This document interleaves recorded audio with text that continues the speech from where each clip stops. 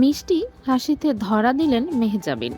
অভিনেত্রী মেহজাবিন চৌধুরী 2009 সালে lux channel I superstar থেকে বিজয়ী হয়ে মিডিয়া জগতে আসেন। বিভিন্ন নাটকে নিয়মিত অভিনয়ের পাশাপাশি সিনেমাতেও অভিনয় করছেন।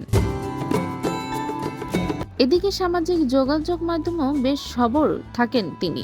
সম্প্রতি মেহজাবিন চৌধুরী সামাজিক যোগাযোগ মাধ্যমে কিছু ছবি শেয়ার করেছেন, যেখানে মিষ্টি হাসিতে নেটিজেনদের মাঝে ধরা দিয়েছেন। বোগেনভিলিয়া বা কাগজ ফুলের মাঝে এক অপলক দৃষ্টিতে ক্যামেরা বন্দী হয়েছেন তিনি। শেয়ার করা ছবি থেকে দেখা যায় খোলা চুলে কাগজ ফুলের মাঝে ছোট্ট ব্যাগ হাতে ধরে দাঁড়িয়েছেন তিনি। এদিকে চোখের চাউনি আর ফুলের ছোঁয়াতে বেশ মানিয়েছে মেহজাবিনকে। অভিনেত্রীর মিষ্টি হাসি যেন নেটিজনদের মনে দাগ টেনেছে।